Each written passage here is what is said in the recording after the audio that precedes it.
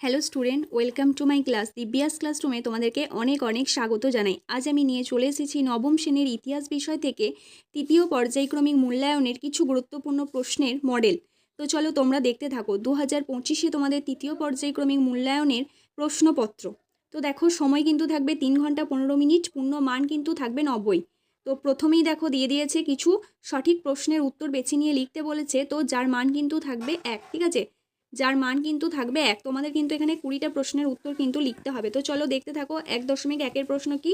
অসাম্যের সূত্রপাত গ্রন্থটি কার লেখা? তো রুশোর লেখা। পরের প্রশ্ন দেখো, আবেসিয়াস ছিলেন কি? একজন উদারপন্থী। পরের প্রশ্ন, গিলোটিন হলো কি একটি অস্ত্র। তারপর দেখো 1.4-এর প্রশ্ন, পোর্ট নেপোলিয়ন ধারার সংখ্যা কত? 2287টি। পরের প্রশ্ন দেখো, নেলসন ছিলেন কি ব্রিটিশ সেনাপতি। পরের প্রশ্ন, স্বাবলম্বী ও পরিপূর্ণ জীবনযাপনের উদ্দেশ্যে সংগঠিত কয়েকটি পরিবার ও গ্রামের সমষ্টি হলো রাষ্ট্র। এই উক্তিটি, ঠিক আছে, এই উক্তিটি কার? ঠিক আছে, উক্তিটি হলো অ্যারিস্টটলের। পরের প্রশ্ন দেখো, রক্ত ও লৌহনীতি প্রয়োগ করেছিলেন কে? বিসমার্ক। পরের প্রশ্ন দেখো, প্রথম নিকোলাস ছিলেন কে? রাশিয়ার জার। পরের প্রশ্ন দেখো, রেল ইঞ্জিন আবিষ্কার করেন জেমস ওয়াট। পরের প্রশ্ন, ইংল্যান্ডের বস্ত্রশিল্পের শহর বলা হয় লন্ডনকে। 1.1-এর প্রশ্ন দেখো, সুয়েজ খাল সংযুক্ত করেছে কোন দুটি সাগরকে? ভূমধ্যসাগর ও লোহিত সাগর। পরের প্রশ্ন দেখো, গেগরি রাসমুনিন ছিলেন কেন? একজন সন্ন্যাসী। পরের প্রশ্ন দেখো, ফ্রাঙ্কলিন ডিলানো রুজভেল্ট ছিলেন কি? রুজভেল্ট ছিলেন আমেরিকার প্রধানমন্ত্রী। পরের প্রশ্ন, ট্রকট ছিল কি? ইটালির উপনিবেশ। পরের প্রশ্ন, দ্বিতীয় বিশ্বযুদ্ধ হয় কত খ্রিস্টাব্দে? আশা করি তোমরা সবাই প্রশ্নের উত্তরটা জানো, তাও আমি বলে দিচ্ছি, দেখো 1939 খ্রিস্টাব্দে। পরের প্রশ্ন, ঠান্ডা লড়াই জড়িয়ে পড়ে রাশিয়া ও আমেরিকা। তো দেখো পরের প্রশ্ন, জাতিসংঘের জন্মলগ্নে এর সদস্য সংখ্যা ছিল কত? 42 জন। পরের প্রশ্ন, সম্মিলিত জাতিপুঞ্জ প্রতিষ্ঠিত হয় 1945 খ্রিস্টাব্দে। পরের প্রশ্ন, নেপোলিয়ন প্রথমবার নির্বাসিত হন কোথায়? এভলা দ্বীপে। পরের প্রশ্ন দেখো, পার্ল হারবাল ছিল কি একটি বন্দর? তো এই ছিল 1 নম্বর প্রশ্ন। তো এরপর দেখো, 1-এর দাগের প্রশ্ন শেষ হলে এবার আমরা চলে এসেছি 2-এর দাগের প্রশ্নে। তো এই প্রশ্নগুলো কিন্তু খুবই গুরুত্বপূর্ণ, ঠিক আছে, এই প্রশ্নের মডেলটা কিন্তু খুবই গুরুত্বপূর্ণ। তো তোমরা অবশ্যই এটা তৈরি করে নিও। আর একটা কথা বলি, তোমরা চ্যানেলটিকে অবশ্যই সাবস্ক্রাইব করে দিও এবং একটা লাইক এবং শেয়ার করতে একদমই ভুলো না। আর ক্লাসটি কেমন লাগলো সেটা কিন্তু আমাকে অবশ্যই কমেন্টের মাধ্যমে জানিও। তো চলো দেখতে থাকো 2-এর দাগের প্রশ্নগুলি। 2-এর দাগে কি বলেছে দেখো, 2-এর দাগে এখানে বলেছে যে প্রতিটি উপবিভাগ থেকে অন্তত কি একটি করে প্রশ্ন নিয়ে মোট 16টি প্রশ্নের উত্তর কিন্তু দিতে হবে এবং প্রতিটি প্রশ্নের মান কিন্তু থাকবে 1। তো দেখো উপবিভাগ হিসেবে কিন্তু এখানে দেওয়া হচ্ছে, প্রথম উপবিভাগ কয়ে কি বলেছে দেখো, যে একটি বাক্যে উত্তর দাও। ক্ষয়েতে কি বলেছে দেখো, সত্য মিথ্যা নির্ণয় করো। পরে দেখো বিভাগ গয়ে কি বলেছে, যে ক স্তম্ভের সঙ্গে খ স্তম্ভ মিলিয়ে দেখাও।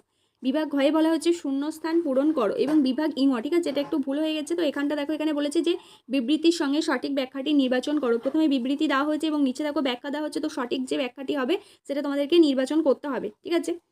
তো দেখো পরের প্রশ্ন কি বলেছে দেখো, পরে দেখো 2.1 নয়, তো এইভাবেই বলেছে যে বিবৃতি দেওয়া হয়েছে এবং তার সাথে সঠিক ব্যাখ্যাটি তোমাদেরকে লিখতে হবে। তো দেখো এবার আসছি আমরা বিভাগ গ 3-এর দাগের প্রশ্ন, ঠিক আছে, যার মান কিন্তু থাকবে 2 করে আমাদের মোট 11টি প্রশ্নের উত্তর কিন্তু এখানে দিতে হবে। তো দেখো প্রশ্নগুলি তোমরা দেখে নাও। তো মোট 14টা প্রশ্ন আছে, কিন্তু আমাদের এখানে মোট 11টি প্রশ্নের উত্তর কিন্তু দিতে হবে। এরপর আসছি দেখো বিভাগ ঘ 4-এর দাগে, ঠিক আছে। তো এখানে প্রশ্নগুলি 7-8টি বাক্যে কিন্তু উত্তর দিতে হবে এবং মোট আমাদেরকে 6টা প্রশ্নের উত্তর দিতে হবে এবং প্রতিটি প্রশ্নের মান থাকবে কিন্তু 4 নম্বর করে। তো দেখো অথবা দিয়ে বলা হয়েছে, প্রতিটা প্রশ্নেই কিন্তু একটা করে অথবা দিয়ে আর একটা প্রশ্ন দেওয়া হচ্ছে। তো এই দুটো প্রশ্নের মধ্যে যে কোনো একটা করে প্রশ্নের উত্তর তোমরা দেবে, ঠিক আছে, এবং প্রতিটার মান কিন্তু থাকবে 4। এইভাবে কিন্তু 6টা প্রশ্নের উত্তর তোমাদেরকে দিতে হবে, ঠিক আছে। 4.1, 4.2, 3, 4, 5 এবং 6, ঠিক আছে, এবং মানে প্রতিটা দাগ নাম্বার থেকে কিন্তু একটা করে প্রশ্নের উত্তর তোমাদেরকে দিতে হবে। তো চলো এরপর দেখো বিভাগ ইঙ, ঠিক আছে, যার 5-এর দাগে। তো এখানে বলা হয়েছে যে কোনো একটি প্রশ্নেরই উত্তর দাও। 15-16টি বাক্যে কিন্তু তোমাদেরকে উত্তরটা দিতে হবে। তো এর মান কিন্তু থাকবে 1। একটাই প্রশ্নের উত্তর দিতে হবে, একটাই প্রশ্নের উত্তর দিতে হবে, তার মান কিন্তু থাকবে 8, ঠিক আছে। তো এখানে দেখো 3টে প্রশ্ন দিয়েছে, 5.1, 5.2 এবং 5.3। তো এখানে 3টে প্রশ্নের মধ্যে যে কোনো একটা প্রশ্নে তোমাদেরকে উত্তর দিতে হবে, যার মান কিন্তু থাকবে 8, ঠিক আছে। তো দেখো এই ছিল আজকের প্রশ্নপত্রের মডেল। তো তোমরা ভালো করে তৈরি করে নিও, আশা করি তোমরা পরীক্ষায় কমন পাবে।